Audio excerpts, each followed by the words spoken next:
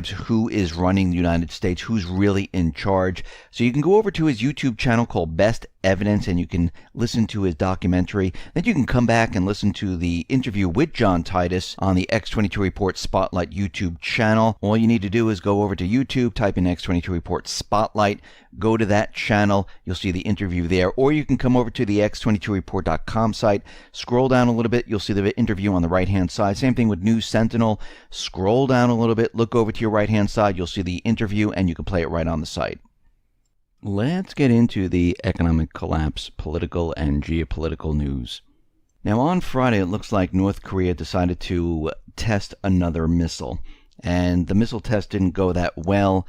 Basically, it blew up, and it really didn't go anywhere. But Donald Trump was out there, and he said the following: North Korea disrespected the wishes of China and its highly respected president when it launched, though unsuccessfully, a missile today. Bad.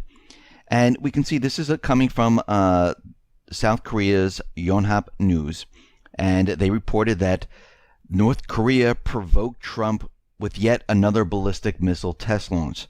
And we see right now that a lot of this information that is coming out of South Korea, coming out of the corporate media, this is all propaganda. And it's feeding this warmongering and trying to get us to war. Now, we know the deep state, central bankers, the neocons, they have been trying to get us to war for quite a while. And it seems that they're continually pushing their agenda right now. And we see right now that a lot of things are happening all at once. And this missile that was launched flew for several minutes and then it broke apart. There was no nuclear warhead on top whatsoever. And we see that Tillerson, he was in the United Nations talking about what was going on. And we need to really look at this, because I said this going back quite a while, where there's never been really any proof whatsoever that, first of all, North Korea was detonating nuclear weapons. Because when we had that earthquake going back some time, the United States was out there. This was when Obama was president. They're saying that, yes, North Korea just tested a nuclear weapon underground. In Japan, Russia, China, they didn't pick up any radiation signatures or anything like they've done in the past. So that was kind of a head scratcher right there of why it didn't seem real at that point. But the corporate media, the New York Times and the rest, were all out there saying that, yes, North Korea has nuclear weapons. And they use words like, may, would, could have nuclear weapons. And New York Times reporter David E. Sanger and William J. Broad painted a dire picture back on April 24, 2017. And the dire picture that they were painting of a Trump administration forced to react to the growing and impending doom of North Korea nuclear weapons. And the headline was, as North Korea speeds its nuclear program, U.S. fears time will run out. Now, the front page summary was even more harrowing, and the editors asserted that there's dwindling time for the U.S. actions to stop North Korea from assembling hundreds of nukes. Now, they're out there telling us that they have these things, that they have nuclear weapons, and they're testing them, and they're getting ready to mass produce them. And they even went as far to say that they're capable of producing nuclear bombs every 6 or 7 weeks.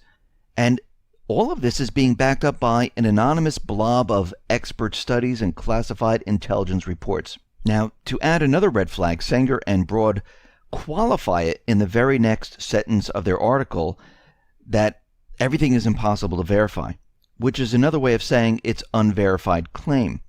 When asked on Twitter if he could say who specifically in the U.S. government is providing the figure, Broad did not immediately respond. And when we look at this, all the sources and all the information is coming from anonymous officials. And when asked who these anonymous experts are or these officials are, well, they couldn't hand over the information. They wouldn't give the names. And when we look at this, if we're going to believe the corporate media, if we're going to believe the government, they need to tell us who these individuals are. They need to show proof of how they came to this conclusion. And when they don't do this, well, it's very hard to believe these individuals. And we've been looking at this for quite a while, and we see that the evidence actually points the opposite way, that North Korea is really not testing as many nuclear weapons as they have said. Now, the USS Carl Vinson and its carrier strike group, well, they finally arrived at the coast of the Korean Peninsula. Now, there was a lot of different mix-ups that were going on, where the White House and the Pentagon were saying that, yes, they were heading towards the Korean Peninsula. They made a stop at Singapore. Then they were having drills off out in the Philippine Sea. And then they finally made it to North Korea.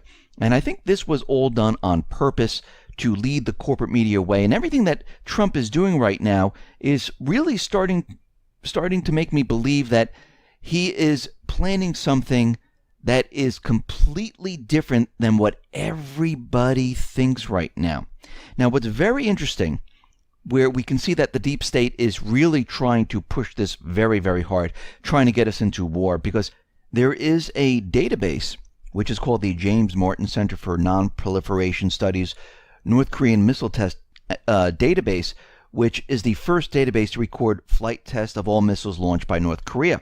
Now, when we look at this database, and we can see, when, what quarter, what year they tested the missile systems, what tests have actually succeeded, what tests have failed, we can see going back in time, and we look at these numbers where they've had even more missile tests than they have now back over the years. Why didn't they make it a really big deal back then?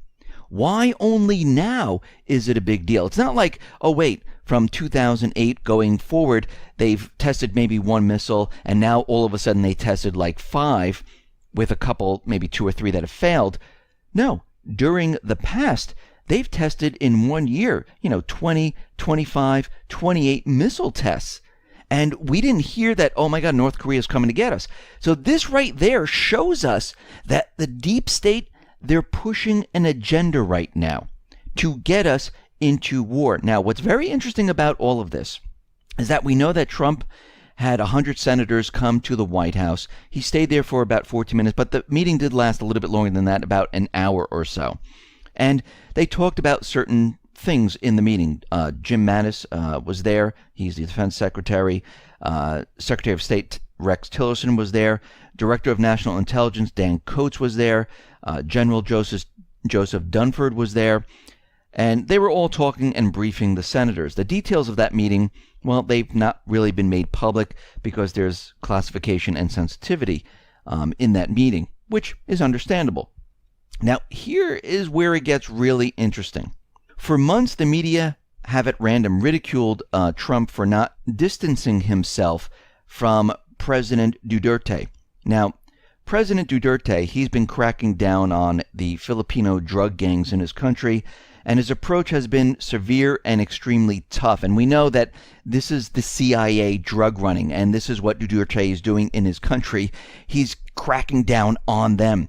And we also need to remember that Duterte vowed to eradicate all traces of Rothschild financial criminality from his country. Get rid of the IMF bank, get rid of all of it. Now, we know why the corporate media hates him. We know why the central bankers hate him. We know why the deep state hates him, because he's not falling in line in what they want. And remember, he's the one who said, bye-bye American money, we don't need your money. He also called Obama certain different words that weren't very polite. And we see that Trump, well, he chose to speak to Duterte. He chose not to refute Duterte for his approach toward confronting the Filipino drug gangs and the drug epidemic. And the media was very angry about this. And Duterte responded by calling President Trump a deep thinker. Now, instead of President Trump calling out President Duterte for his severity of his approach, Trump moderated any criticism, and he understood that Duterte was confronting the problem the best way he knew for his country. That was back in December of 2016. Well, guess who is now rotating every year chairman of the Association of Southeast Asian Nations? Well, that's Duterte. The Association of South Asian Nations is a regional grouping that promotes economic, political, security cooperation among its 10 members. That's Cambodia, Indonesia, Malaysia, Myanmar, Philippines, Singapore, Thailand, Vietnam, and many others. And we see right now that he's heading this up. Now, Pence went out to Asia and he was meeting with the South Asian nations. And they were looking to adopt a softer approach to the South China Sea, which is completely the opposite of what Obama was doing, where they were sailing the ships in the South China Sea, saying that we have the right of navigation, and they were getting everyone together to encircle China. The opposite is actually happening right now. And Duterte came out, and he's telling Trump right now to keep cool over North Korea, saying that we need to have a discussion about what is happening and don't misstep because there could be a catastrophe. Now, Trump is going to be inviting Duterte back here to the United States. That time period of when he's going to do this has not been disclosed yet. And they're going to discuss what is happening. Now, Priebus is out there and he's defending Duterte because the press is out there saying that, he's violating people's rights out in the Philippines. There's a lot of human rights abuse accusations against the Philippine leader, but we know why the deep state, the central bank, is saying this, because he is going after the CIA drug ring operation in his country. He's also going to be getting rid of the Rothschild Central Bank. He's going to be getting rid of all of that, and guess what? That does not sit right with them, and this is why they are confused in what is going on. Now, Priebus is out there saying that, no, we still care about the human rights, and Trump is calling him in to speak to him. But I think this is a whole completely different plan, which they have been strategizing for quite a while right now, because we know Duterte has been cozying up to China. China right now has 3 Chinese warships which are heading toward the Philippine shores, and for the first time in a decade, a group of Chinese warships, it's expected to arrive and dock in the Philippines. So there's a huge change going on with all the different nations surrounding China, where they're going to be talking about what is happening in the South China Sea and talking about North Korea. Then we get the information that China and Russia, they're backing China's call now to stop North Korea nuke tests in exchange for halting the U.S. South Korea drills. And they're saying, listen, let's have a discussion about all of this. Let's talk about what is going on. And if the U.S. stops the drills and stops the provocations, North Korea then would have to stop their nuclear program and developing these nuclear weapons, which, first of all, we have no proof that they're actually really doing this, because all the sources and all the data and everything that they're providing doesn't really show it.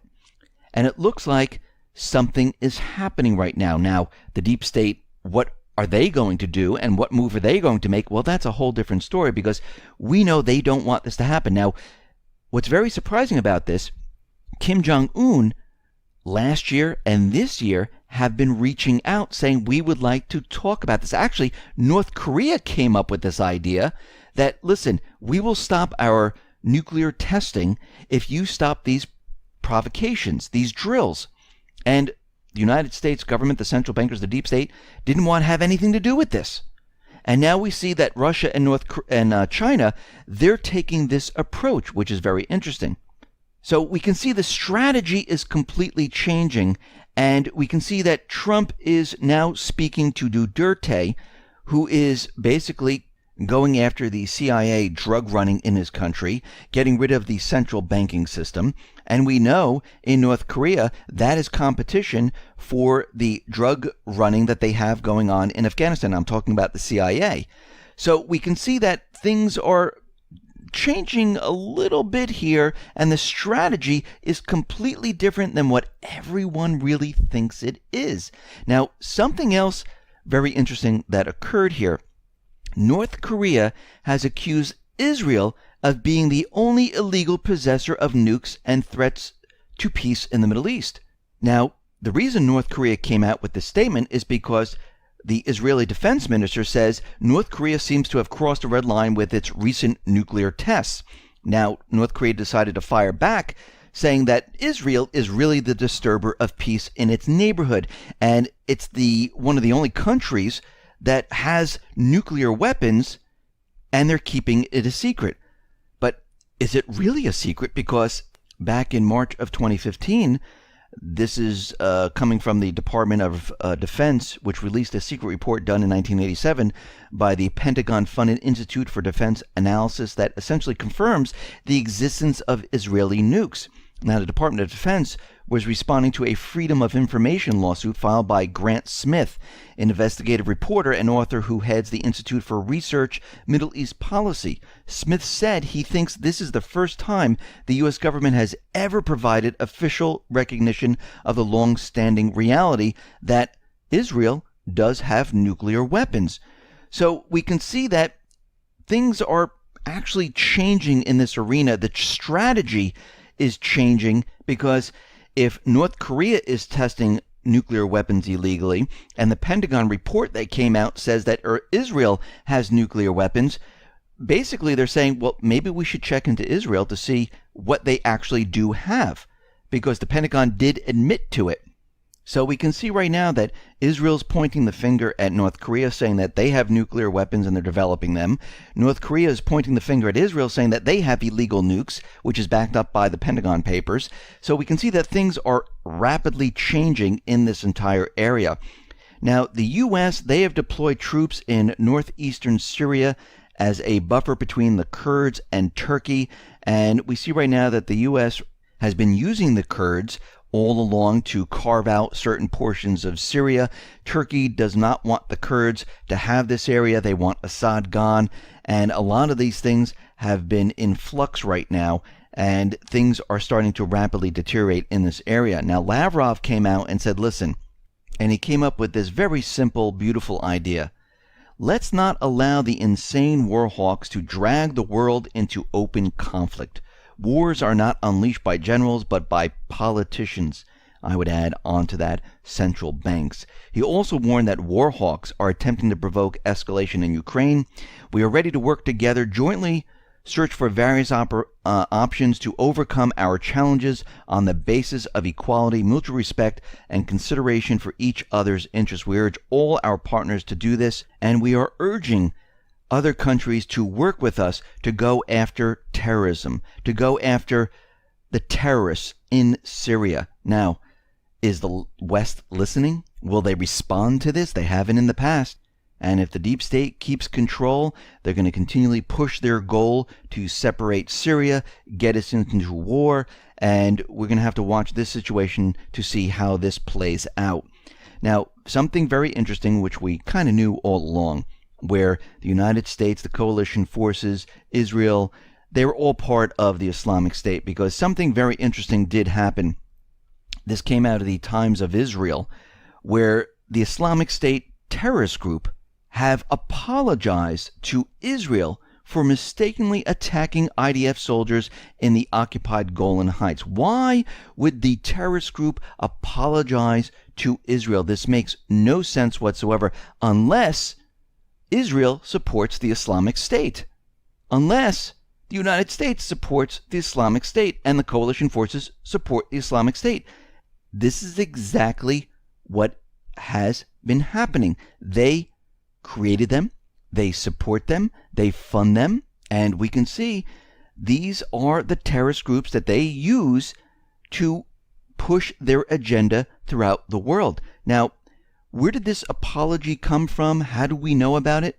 Well, this came from Yalon when he was giving an interview for the Times of Israel, where he said there was one case recently where the Islamic State opened fire and then apologized.